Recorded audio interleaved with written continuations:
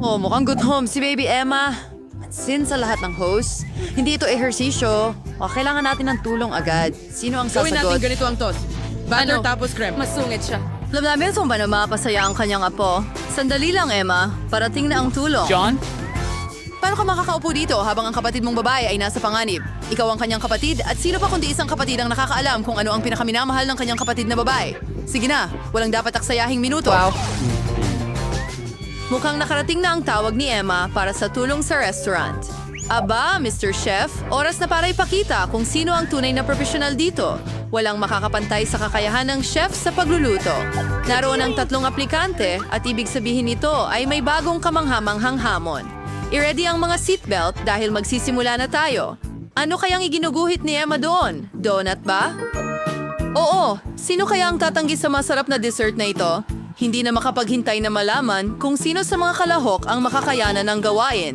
Pero determinadong manalo silang lahat. Wow, nagsimula na sina Lola at ang chef magluto.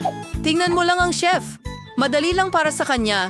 Nasa kawali na ang mantika at oras na para iprito ang ating mga donut. Ano ang problema dito? Gagawin ko ito ng sobrang bilis. John, sigurado ka ba? Sa tingin ko hindi mo alam kung paano magluto ng donuts. Sa tingin ko nahuli ka ni Lola. Hawak ko na. Huwag mag-alala. Magdadagdag lang kami ng kaunting mantika. Oh, sige. Oh, sana magawa mo ito. Sina Lola at ang chef ay nagsisimula ng maglagay ng mga donuts sa kawali. John, ikaw na ang sunod. Mag-ingat. Ang kumukulong mantika ay maaaring makasunog sa'yo. Oo, at binalaan ka namin. Well, hindi mo dapat nilagyan ng sobrang daming langis. Habang kalmado na naghihintay si chef at si grandma na maluto ang kanilang mga donut, nasa isang mapanganib na laban na ngayon si John sa langis. May kutob ako na hindi mananalo si John sa laban na ito. Naku po, tingnan mo nangyari sa mga donut na ito. Fanner cereal to John ay nangwarsibid ang spatula. Huwag mong mag-alala, John. May maswerte ka sa susunod na pagkakataon. Ngayon tingnan natin kung ano ang meron ng iba. Wow, perpekto ang kanyang mga donut. Ano ang ginagawa niya? Oh, maglalagay siya ng jam sa mga ito. At ngayon ay isinasawsaw niya ang donut sa icing. Mukhang nakakatakam.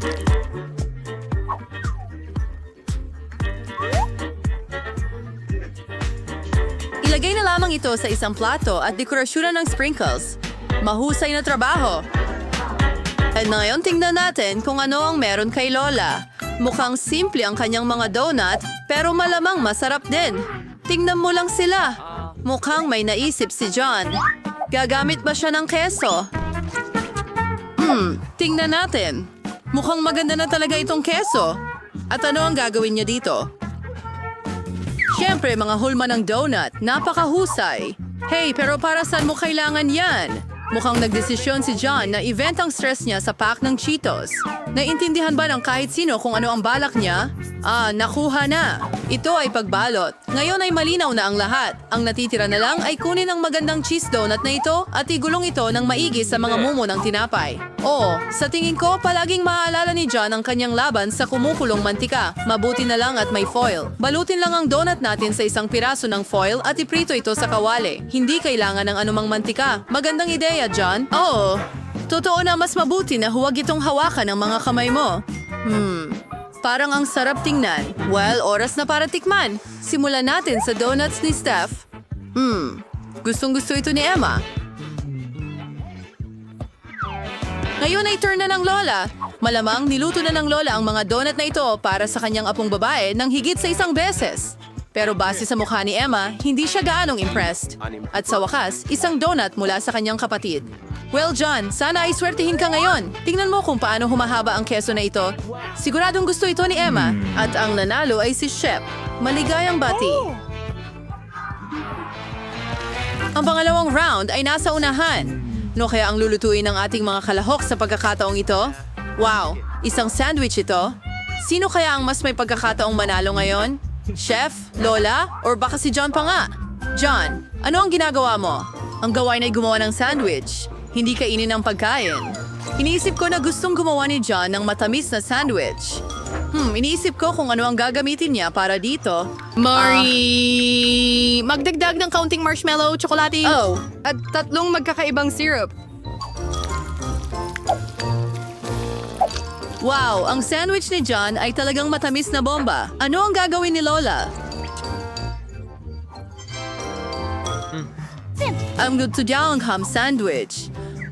Ang sarap. Ilagay ang tinapay sa kawali. Dapat itong iprito ng maayos. Ilagay ang ham, keso at bacon sa ibabaw. Ang bango nito.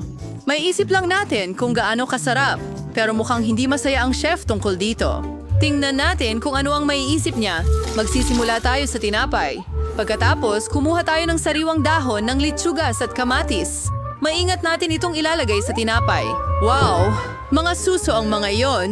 Lola, sa totoo lang, bahagi sila ng mataas na kusina at inihahain sa mamahaling mga restaurant, pagkain gourmet para sa tunay na mga gourmet. I prefer Anna to reserve circle is from Mason ng Bango. And hindi lang yun. Here's one thing mapugita. Lola, mas malifigo wag mo itong tingnan. Iprito ng mabuti ang mapugita at ngayon, idagdag natin ito sa ating masarap na sandwich. At hindi lang iyan. Keso, at hindi basta keso, kundi kesong may amag. Yum, meron itong kakaibang amoy. Oh, Lola, natatakot ako na hindi magugustuhan ni Lola ang amoy ng produktong ito. Hindi ko alam kung ano ang sasabihin sa'yo. Sana ay pahalagahan ni Emma ang obra maestra ng mainit na putahe na ito. Hindi nakapagtataka na sinikap ng husto ng chef. Mukha nga ba'y nakahanda ang ating chef, may nagutom na. Buti na lang at may tsokolate palaging nakahanda. Mukhang hindi ito nasa ayos. May kailangang gawin. Tingnan natin kung anong maisip ni John. Naglalagay kami ng mga yelo sa mga plato. Sa tingin ko alam ko na ang gagawin niya. Ibuhos ang natunaw na tsokolate sa mga plato at tada. Ang maganda at masarap na palamuti ng sandwich ay handa na. Kung gayon, oras na para subukan ito ni Emma. Magsimula tayo sa chef sandwich. Tanging tunay na gourmet lang ang makaka-appreciate ng lahat ng kasofistikahan at pagka-unique ng putahe at hindi isa si Emma sa kanila. Pugita at mga suso? Nakakatakot yan! Grabe! Baka mas magustuhan niya ang sandwich ng kapatid niya. Sa tingin ko, makakatukso ito sa mga mahilig sa matamis. Tignan mo lang Tingnan mo ang dami ng ng marshmallows, tsokolate, at syrup diyan. Oo, gustong-gusto ni Emma yan. Ngayon, parating na ang sandwich ni Lola. Ano pa nga bang mas hihigit sa kombinasyon ng keso, bacon, at hamon? Siyempre, ito ang panalo natin. Pasensya na guys, pero walang tatalo sa mga sandwich ni Lola.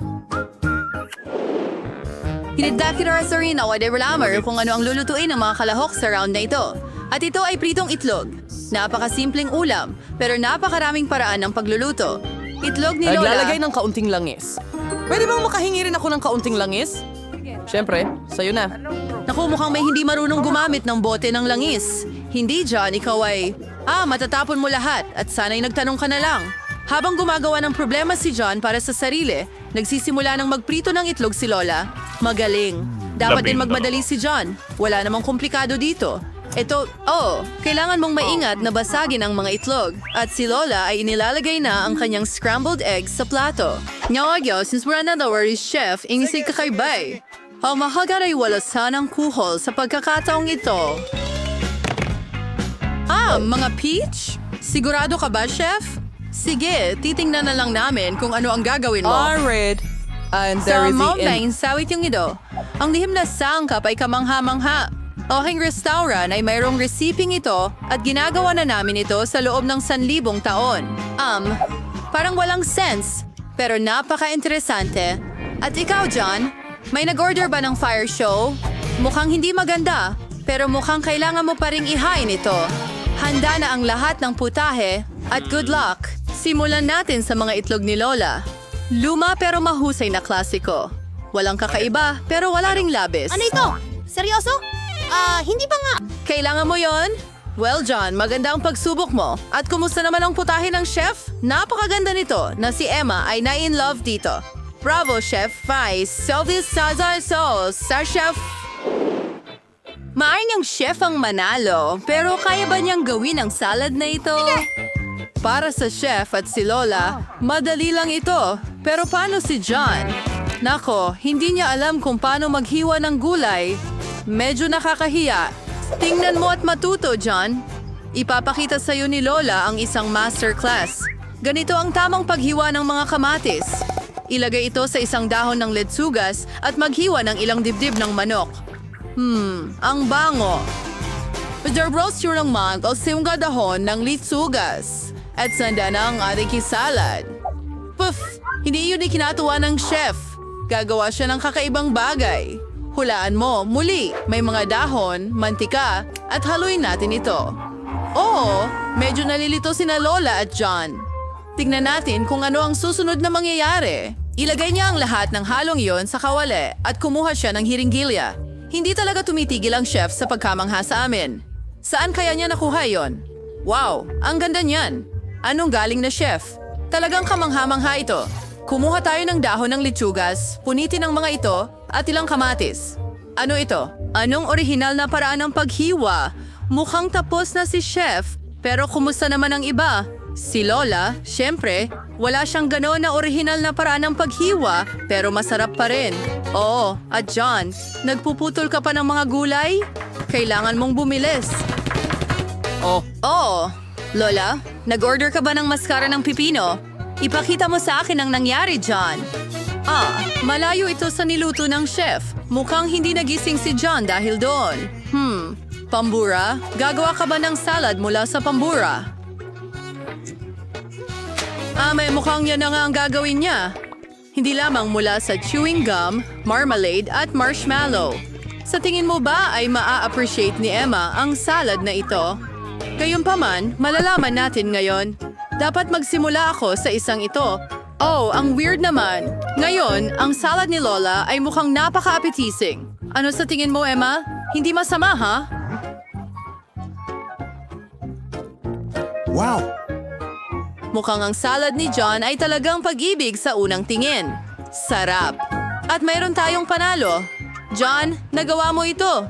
Binabati kita. Isulat sa mga komento ang pangalan ng iyong paboritong ulam at baka sa susunod ay lutuin ito ng ating mga bayani sa susunod na culinary challenge. Kita tayo sa parara.